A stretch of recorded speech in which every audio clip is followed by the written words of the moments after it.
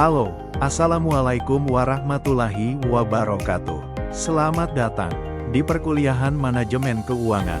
Dengan saya Sufi Jikrilah, ST, MM, CRA, CRMP, dosen Prodi Manajemen FEB ULM. Kali ini kita akan membahas topik yang sangat penting dalam pengelolaan bisnis maupun keuangan perusahaan, yaitu peramalan keuangan. Peramalan keuangan bukan sekedar menebak-nebak masa depan, tetapi merupakan proses ilmiah untuk memperkirakan kondisi keuangan di masa mendatang berdasarkan data historis, tren ekonomi, dan strategi perusahaan. Tujuan utamanya adalah membantu manajemen mengambil keputusan yang lebih terukur dan rasional, baik dalam investasi, pembiayaan, maupun perencanaan operasional. Mari kita bahas lebih lanjut tentang peramalan keuangan. Selamat menyaksikan. Baik, sebelum kita masuk ke aspek teknis peramalan keuangan, kita perlu memahami dulu hubungan antara perencanaan dan peramalan. Keduanya sering disandingkan, bahkan kadang dianggap sama, padahal sebenarnya memiliki perbedaan mendasar. Perencanaan, planning, menggambarkan apa yang seharusnya terjadi di masa depan, artinya, ini bersifat normatif dan mengarah pada tujuan yang ingin dicapai. Sedangkan, peramalan, forecasting, adalah upaya untuk memprediksi apa yang kemungkinan besar akan terjadi, sifatnya lebih deskriptif, berdasarkan data dan tren masa lalu. Jadi, kalau kita ibaratkan, peramalan adalah peta kondisi jalan, sedangkan perencanaan adalah strategi perjalanan yang kita susun berdasarkan peta tersebut. Keduanya harus berjalan beriringan. Tanpa peramalan, perencanaan menjadi spekulatif, tapi tanpa perencanaan, hasil peramalan tidak punya arah implementasi. Kalau tadi kita sudah membedakan antara perencanaan dan peramalan dari sisi fungsi dan arah waktunya, sekarang kita lihat perbedaan keduanya dari sisi pendekatan kerja. Perencanaan lebih berkaitan dengan bagaimana mengelola, atau dalam bahasa lain, how to manage.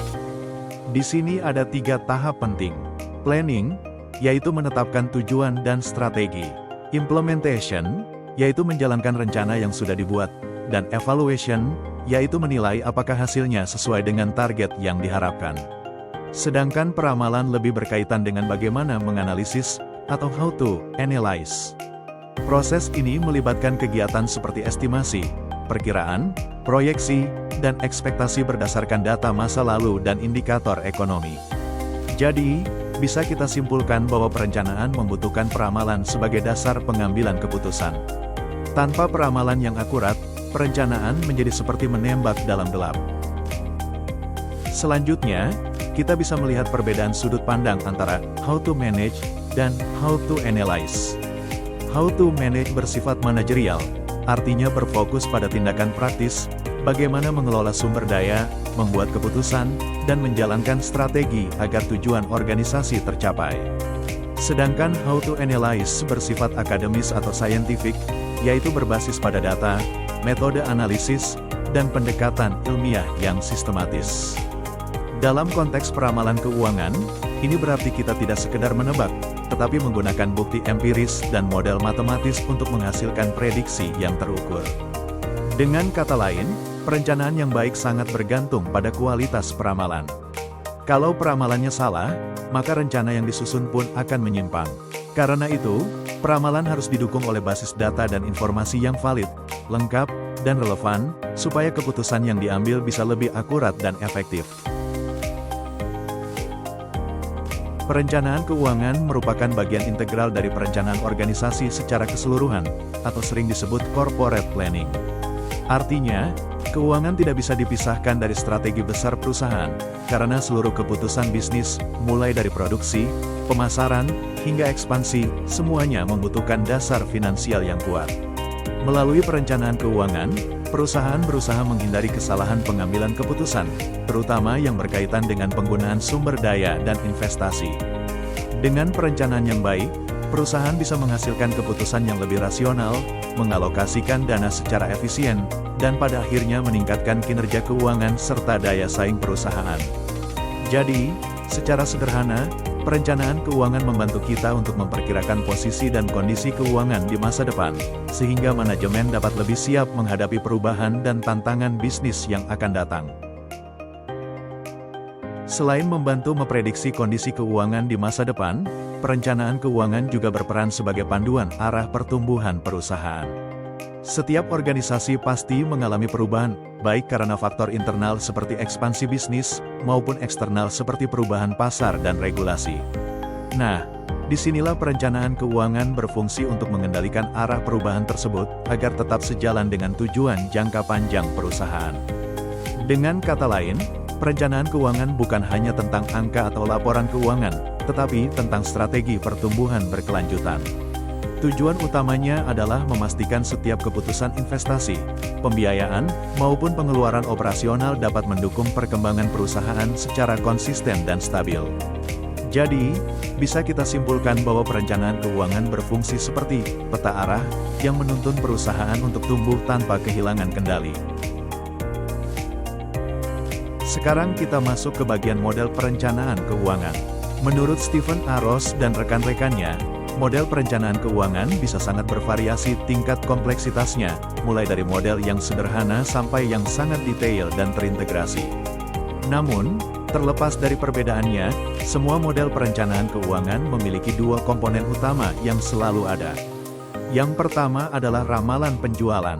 Ini merupakan fondasi utama dari perencanaan keuangan, karena hampir semua keputusan keuangan, baik terkait produksi, investasi, maupun pembiayaan, sangat tergantung pada proyeksi penjualan di masa depan. Komponen kedua adalah laporan keuangan pro forma, yaitu laporan keuangan yang disusun berdasarkan hasil peramalan. Laporan ini membantu manajemen memperkirakan bagaimana kondisi keuangan perusahaan, seperti laba, neraca, dan arus kas, akan terlihat di masa yang akan datang. Dengan dua elemen ini, perusahaan bisa melihat keterkaitan antara target penjualan, kebutuhan modal, dan kemampuan keuangan secara menyeluruh. Jadi, model perencanaan keuangan berfungsi bukan hanya untuk memproyeksikan angka, tetapi juga untuk menyediakan dasar bagi pengambilan keputusan strategis. Sekarang kita masuk ke inti pembahasan, yaitu peramalan. Secara sederhana, peramalan adalah kegiatan untuk memperkirakan apa yang akan terjadi di masa depan berdasarkan informasi yang kita miliki saat ini. Dengan kata lain, peramalan menjadi alat bantu bagi manajemen untuk mengantisipasi masa depan, bukan sekedar bereaksi terhadapnya. Namun, untuk bisa membuat peramalan yang akurat, kita harus memahami data dan kondisi masa lalu. Data historis memberikan gambaran pola, misalnya tren penjualan, fluktuasi permintaan, atau perubahan biaya, yang menjadi dasar analisis untuk memperkirakan arah pergerakan di masa depan. Tapi penting untuk diingat, masa depan tidak selalu meniru masa lalu. Kondisi ekonomi, perilaku konsumen, bahkan kebijakan pemerintah bisa berubah sewaktu-waktu. Jadi, peramalan yang baik bukan hanya melihat pola masa lalu, tapi juga mempertimbangkan kemungkinan perubahan kondisi di masa depan. Dengan pemahaman itu, kita bisa menghasilkan peramalan yang lebih realistis, bukan hanya optimis atau spekulatif. Berikutnya, kita bahas lebih spesifik tentang peramalan penjualan atau sales forecasting. Dalam setiap perencanaan keuangan, penjualan selalu menjadi titik awal. Kenapa? Karena dari penjualanlah semua aktivitas perusahaan dimulai, mulai dari perhitungan biaya produksi, pembelian bahan baku, hingga penentuan laba yang diharapkan. Tanpa estimasi penjualan yang akurat, maka seluruh rencana keuangan bisa menjadi tidak relevan. Namun, perlu diingat bahwa tidak ada peramalan penjualan yang benar-benar pasti. Kita tidak pernah memiliki pengetahuan yang sempurna tentang masa depan, karena penjualan sangat dipengaruhi oleh berbagai faktor yang dinamis, seperti ketidakpastian ekonomi, misalnya inflasi, suku bunga, atau daya beli masyarakat. Perubahan pola konsumsi, yang seringkali bergeser karena tren sosial atau preferensi baru. Kemajuan teknologi, yang bisa mengubah cara produk dijual dan dipasarkan, dan perubahan regulasi, yang mungkin membatasi atau justru membuka peluang pasar baru. Oleh karena itu, seorang analis keuangan perlu mampu mengkombinasikan data historis dengan intuisi bisnis dan penilaian manajerial. Tujuannya bukan untuk menebak angka pasti, tapi untuk memberikan dasar yang kuat bagi pengambilan keputusan. Setelah memahami pentingnya peramalan penjualan, sekarang kita bahas bagaimana cara melakukannya, atau dengan kata lain, teknik-teknik dalam peramalan penjualan. Secara umum, Ada 3 kelompok besar metode yang sering digunakan. Pertama, judgment method atau metode berdasarkan pendapat. Metode ini mengandalkan pengalaman dan intuisi pihak-pihak yang terlibat langsung dalam pasar, seperti salesman, manajer penjualan, akademisi, maupun hasil survei konsumen. Keunggulannya adalah metode ini cepat dan fleksibel, tapi kelemahannya cenderung subjektif, hasilnya bisa bias jika tidak disertai data pendukung. Kedua, metode statistik atau matematis. Metode ini menggunakan data historis dan alat analisis kuantitatif seperti garis tren, metode momen, atau metode least square. Pendekatan ini lebih objektif karena berbasis angka, namun tetap perlu penilaian manusia untuk menyesuaikan hasilnya dengan kondisi nyata di lapangan. Ketiga, metode khusus. Metode ini lebih strategis dan biasanya digunakan untuk industri tertentu, misalnya analisis industri, analisis product line, atau analisis market share. Metode ini membantu perusahaan memahami posisi kompetitif dan potensi pasar di masa depan.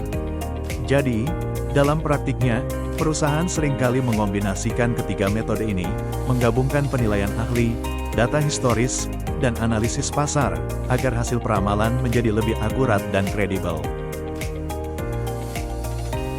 Sekarang kita bahas salah satu teknik peramalan penjualan yang paling banyak digunakan, yaitu metode trend moment. Metode ini termasuk ke dalam kategori metode statistik, karena menggunakan pendekatan matematis untuk menemukan pola umum atau tren dari data penjualan historis. Intinya, metode trend moment membantu kita mengubah data yang tampak acak dan berfluktuasi menjadi garis tren yang lebih stabil dan mudah diprediksi. Bagaimana cara kerjanya? Metode ini menghitung rata-rata perubahan dari waktu ke waktu, kemudian membentuk fungsi garis lurus yang mewakili arah umum dari data penjualan. Garis tersebut menjadi representasi dari momen atau kecenderungan rata-rata yang menggantikan garis patah-patah dari data aktual.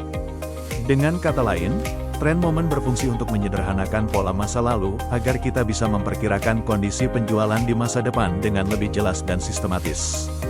Metode ini sangat cocok digunakan bila data penjualan menunjukkan tren yang relatif konsisten, baik meningkat, menurun, maupun stabil, dan menjadi dasar bagi perhitungan metode peramalan lainnya yang lebih kompleks.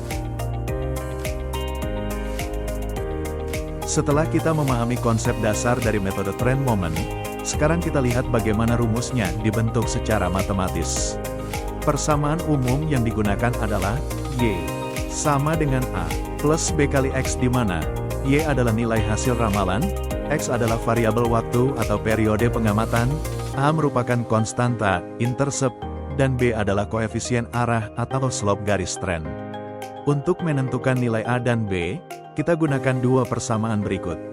Sigma Y sama dengan N kali A, plus B kali Sigma X. Sigma XY sama dengan A kali Sigma X, plus B kali Sigma X kuadrat, dengan N menyatakan banyaknya data atau jumlah periode pengamatan.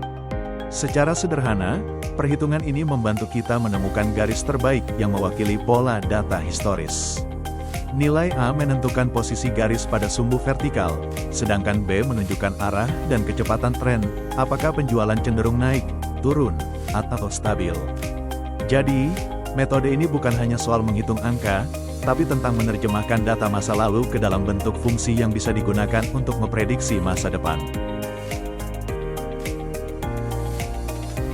Sekarang kita lihat contoh penerapan nyata dari metode trend moment. Misalnya, ada sebuah perusahaan di Cirebon yang menjual sepeda ontel. Manajemen ingin mengetahui berapa perkiraan penjualan 5 tahun ke depan, sehingga mereka bisa mempersiapkan kapasitas produksi dan strategi pemasaran yang sesuai. Dari data historis, kita punya catatan penjualan selama 5 tahun terakhir, dari tahun 2008 sampai 2012. Kita lihat trennya. Dari 130 unit di tahun 2008 meningkat menjadi 170 unit di tahun 2012. Artinya, ada pola kenaikan yang cukup konsisten setiap tahunnya. Nah, dengan menggunakan metode trend moment, kita akan membentuk persamaan garis tren berdasarkan data ini, dalam bentuk Y sama dengan A plus B kali X. Tujuannya adalah menemukan nilai A dan B, supaya kita bisa menghitung nilai Y di tahun-tahun berikutnya. Langkah perhitungannya akan melibatkan penentuan nilai rata-rata, jumlah total data, Sigma X, Sigma Y, Sigma XY, dan sigma X kuadrat, lalu dari situ kita cari nilai A dan B-nya. Setelah didapat, kita bisa memasukkan nilai X baru untuk 5 tahun ke depan, agar diperoleh forecast penjualan sampai tahun 2017. Jadi, lewat metode ini kita tidak sekadar menebak, tetapi mendapatkan prediksi berbasis data historis dan tren matematis yang nyata. Sekarang kita masuk ke bagian perhitungan metode trend moment menggunakan data yang tadi sudah kita lihat. Pertama, kita buat tabel bantu yang berisi kolom tahun, nilai Y, penjualan, X, periode, X kuadrat, dan XY. Nilai X di sini kita buat berurutan mulai dari 0 untuk tahun pertama, lalu 1, 2, 3, dan seterusnya, agar lebih mudah menghitung tren waktu. Dari tabel, kita peroleh hasil penjumlahan sebagai berikut. Jumlah nilai Y kali, sigma Y, sama dengan 760. Jumlah nilai X kali, sigma X, sama dengan 10. Jumlah X kuadrat kali, sigma X kuadrat, sama dengan 30. Jumlah XY kali, sigma XY, sama dengan 1620. Selanjutnya, kita masukkan semua nilai ini ke dalam dua persamaan dasar trend moment. 1 sigma Y sama dengan N kali A plus B kali sigma X 760 sama dengan 5A plus 10B. 2 sigma XY sama dengan A kali sigma X plus B kali sigma X kuadrat 1620 sama dengan 10A plus 30B. Dua persamaan ini akan kita gunakan untuk mencari nilai A dan B, yaitu konstanta dan kemiringan garis tren. Secara konsep, A menunjukkan titik awal atau nilai dasar penjualan di awal periode, sedangkan B menunjukkan rata-rata kenaikan penjualan setiap tahunnya. Langkah selanjutnya adalah menyelesaikan dua persamaan ini secara simultan untuk mendapatkan nilai A dan B, dan dari situ, kita bisa bentuk persamaan garis tren, Y sama dengan A plus B kali X yang nanti bisa digunakan untuk memproyeksikan penjualan tahun-tahun berikutnya. Selanjutnya, mari kita lihat bagaimana cara menghitung persamaan tren menggunakan metode trend moment. Langkah pertama, kita gunakan dua persamaan yang berasal dari data yang sudah dirangkum sebelumnya, yaitu 760 sama dengan 5A plus 10B, dan 1620 sama dengan 10A plus 30B. Dua persamaan ini menunjukkan hubungan antara total penjualan dan jumlah tahun pengamatan. Agar kita bisa mendapatkan nilai B, kita lakukan eliminasi dengan cara menyamakan koefisien A, persamaan pertama dikalikan 2 sehingga menjadi 1520 sama dengan 10A plus 20B. Kemudian kita kurangkan dengan persamaan kedua. Hasilnya, 1520 kurang 1620 sama dengan 10A plus 20B dikurangi penjumlahan dari 10A plus 30B. Sehingga didapat minus 100 sama dengan minus 10B, maka B sama dengan 10. Setelah nilai B ditemukan, kita substitusikan ke persamaan pertama. 760 sama dengan 5A plus 10 kali 10. 760 sama dengan 5A plus 100, maka A sama dengan 132. Dengan demikian, kita memperoleh persamaan tren linier sebagai berikut, Y sama dengan A plus BX, Y sama dengan 132 plus 10X. Persamaan inilah yang akan kita gunakan untuk melakukan forecasting penjualan di tahun-tahun berikutnya. Metode trend moment digunakan untuk memprediksi atau melakukan forecasting terhadap data masa depan berdasarkan kecenderungan atau tren dari data historis. Dalam metode ini, kita mencari garis tren linier dengan rumus umum, Y sama dengan A plus BX di mana A adalah nilai intercept atau konstanta, B adalah koefisien arah, slope, yang menunjukkan besarnya kenaikan atau penurunan rata-rata tiap periode. Pada contoh di slide ini, kita sudah memiliki nilai A sama dengan 132 dan B sama dengan 10. Artinya, setiap tahun, penjualan diperkirakan meningkat sebesar 10 unit dari tahun sebelumnya. Forecast dilakukan untuk 5 tahun ke depan, yaitu dari 2013 hingga 2017. Rumus yang digunakan adalah, Y sama dengan 132 plus 10X, di mana X mewakili urutan tahun ke depan. Hasil perhitungannya dapat dilihat pada tabel berikut. Tahun 2013, 132 plus 10 kali 5 sama dengan 182. Tahun 2014, 132 plus 10 kali 6 sama dengan 192. Tahun 2015, 132 plus 10 kali 7 sama dengan 202. Tahun 2016, 132 plus 10 kali 8 sama dengan 212. Tahun 2017, 132 plus 10 kali 9 sama dengan 222. Dari hasil tersebut terlihat bahwa penjualan mengalami tren peningkatan yang stabil setiap tahunnya. Dengan kata lain, perusahaan dapat memperkirakan kenaikan penjualan sekitar 10 unit per tahun selama periode tersebut. Metode trend moment sangat berguna untuk melakukan peramalan jangka pendek hingga menengah ketika data menunjukkan pola tren yang konsisten. Dengan metode ini, perusahaan dapat melakukan perencanaan produksi, persediaan, dan strategi pemasaran yang lebih tepat. Selanjutnya, kita akan membahas mengenai anggaran kas. Anggaran kas merupakan salah satu bagian penting dalam perencanaan keuangan perusahaan. Anggaran kas adalah perencanaan posisi kas dalam periode tertentu. Dengan kata lain, ini adalah proyeksi berapa banyak uang tunai yang akan masuk dan keluar dalam jangka waktu tertentu. Tujuannya agar perusahaan dapat memastikan ketersediaan kas yang cukup untuk membiayai operasi, membayar kewajiban, serta menghindari kekurangan atau kelebihan kas. Anggaran kas terdiri dari dua bagian utama.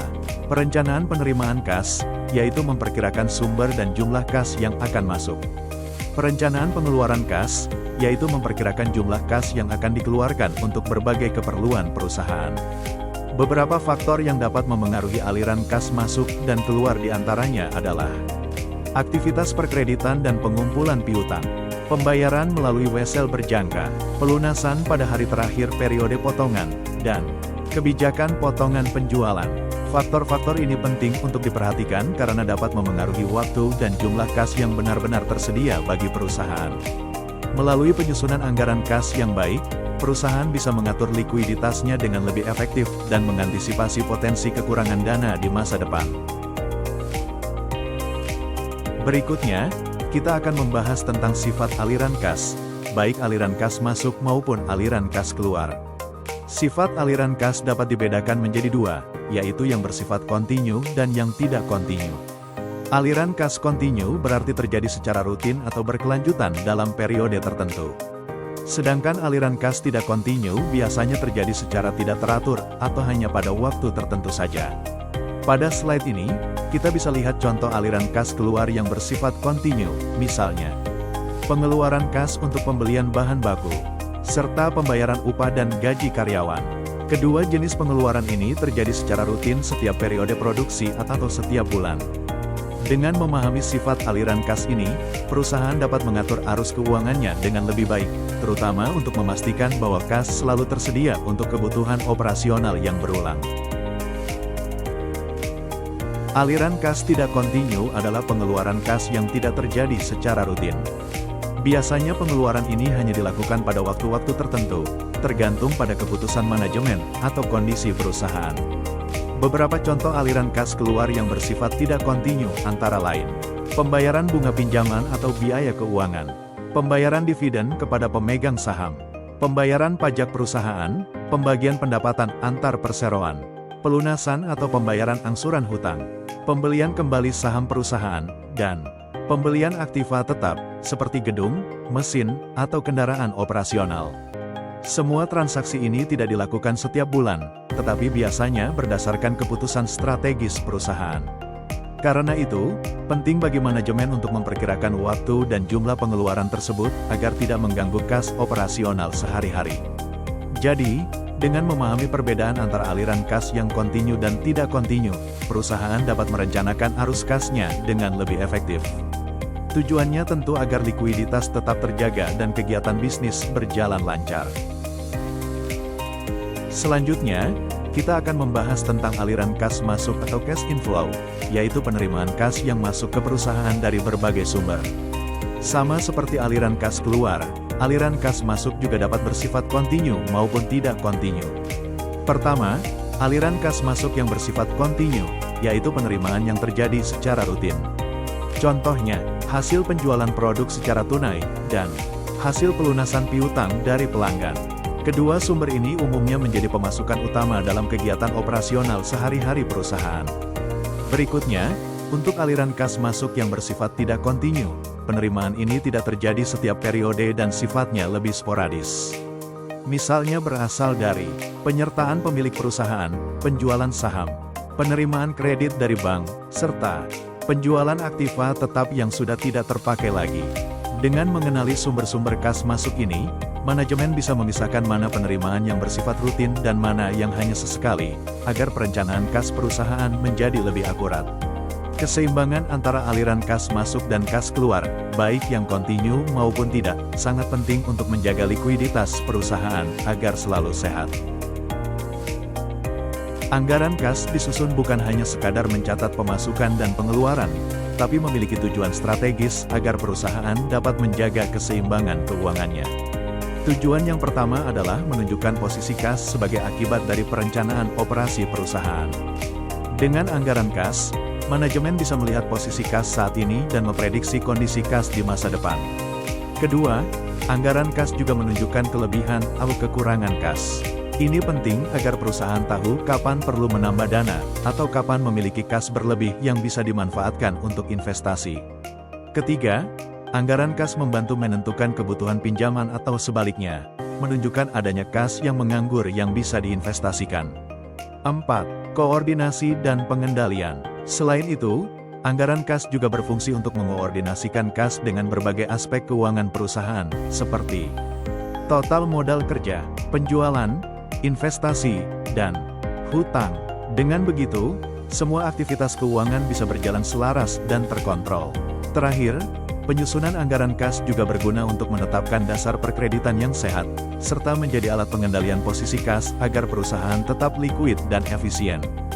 Jadi, secara keseluruhan, anggaran kas merupakan alat penting dalam perencanaan, pengawasan, dan pengambilan keputusan keuangan perusahaan.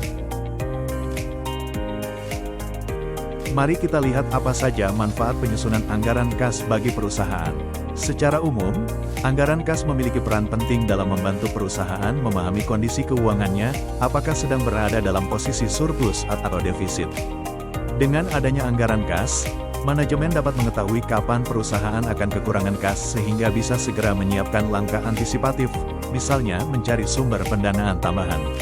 Sebaliknya, jika dari hasil anggaran kas terlihat bahwa perusahaan akan mengalami kelebihan kas atau surplus, maka dana tersebut bisa dialokasikan untuk kegiatan yang lebih produktif, seperti investasi, pelunasan hutang, atau penambahan modal kerja. Jadi, anggaran kas bukan hanya alat perencanaan, tetapi juga alat pengawasan yang membantu perusahaan menjaga kestabilan keuangannya dari waktu ke waktu. Melalui penyusunan anggaran kas, perusahaan dapat mengetahui dengan lebih jelas kapan berada pada posisi defisit maupun surplus, dan hal ini menjadi dasar dalam pengambilan keputusan keuangan yang lebih bijak dan terukur. Sekarang, agar kita lebih memahami penerapan konsep anggaran kas dalam situasi nyata, mari kita lihat contoh soal berikut.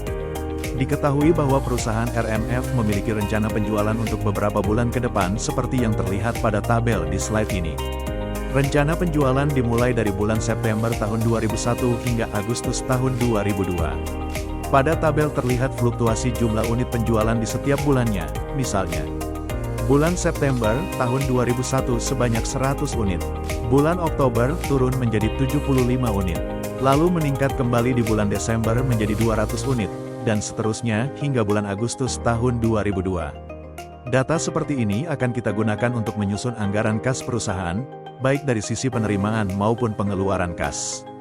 Tujuan dari latihan ini adalah untuk melatih kita dalam mengidentifikasi pola aliran kas masuk dari penjualan, menentukan periode surplus dan defisit kas, serta menyusun anggaran kas yang efektif berdasarkan proyeksi penjualan tersebut. Selanjutnya, kita akan menghitung dan menganalisis bagaimana data penjualan ini dapat diterjemahkan menjadi anggaran kas perusahaan RMF. Selanjutnya, kita masuk pada bagian ketentuan harga dan syarat penjualan dari contoh soal perusahaan RMF tadi. Harga jual pada bulan September adalah Rp100.000 per unit. Namun, perusahaan berencana menaikkan harga 2 kali. Pada tanggal 1 Januari tahun 2002, harga naik 25%. Dan pada tanggal 1 April tahun 2002, naik lagi 20% dari harga bulan Januari. Artinya, kita perlu memperhitungkan perubahan harga ini ketika menghitung pemasukan kas di bulan-bulan berikutnya.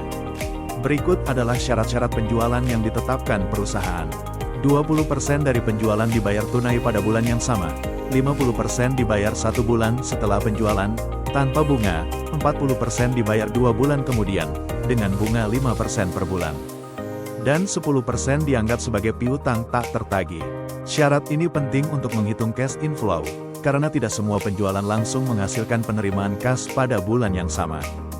Dari informasi ini, kita diminta untuk menghitung pemasukan kas perusahaan RMF untuk 2 periode tertentu, yaitu bulan Januari tahun 2002 dan bulan Mei tahun 2002. Untuk itu, kita akan melihat dari mana saja kas diterima, apakah dari penjualan tunai bulan bersangkutan, dari kredit bulan sebelumnya, atau dari bunga atas pembayaran tertunda. Langkah berikutnya, kita akan melakukan perhitungan pemasukan kas bulan Januari dan Mei secara rinci berdasarkan ketentuan ini. Sekarang kita akan masuk ke tahap perhitungan, yaitu menghitung kas masuk perusahaan RMF pada bulan Januari tahun 2002. Menghitung jumlah penjualan. Langkah pertama adalah menentukan nilai total penjualan bulan Januari. Diketahui bahwa pada bulan Januari, perusahaan menjual 200 unit, dengan harga yang sudah naik 25% dari harga awal Rp100.000. Maka perhitungannya adalah 200 unit kali Rp100.000 kali 125% sama dengan Rp25 juta. Menghitung penjualan tunai bulan Januari. Dari total penjualan tersebut, 20% dibayar tunai pada bulan yang sama. Jadi, penerimaan tunai bulan Januari adalah 20% kali Rp25 juta sama dengan Rp5 juta. Menghitung pelunasan piutang dari penjualan Desember tahun 2001. Selanjutnya, ada penerimaan kas dari pelunasan piutang bulan Desember tahun 2001. Jumlah penjualan Desember adalah 200 unit kali Rp100.000 sama dengan Rp20 juta. Karena 50% dari penjualan kredit dibayar 1 bulan kemudian, maka kas yang masuk pada Januari dari piutang Desember adalah 50% kali 80% kali Rp20 juta sama dengan Rp8 juta. Angka 80% digunakan karena hanya 80% dari total penjualan yang benar-benar tertagih, sedangkan 10% dianggap piutang macet dan 10% lainnya dibayar tunai. Jadi, total kas masuk pada bulan Januari tahun 2002 berasal dari 2 sumber utama. Penjualan tunai bulan Januari sebesar Rp5 juta dan pelunasan piutang Desember sebesar Rp8 juta. Total penerimaan kas sementara bulan Januari adalah Rp13 juta. Langkah berikutnya, kita akan menghitung kas masuk untuk bulan Mei tahun 2002, dengan memperhitungkan kenaikan harga di bulan April dan penerimaan dari bulan-bulan sebelumnya.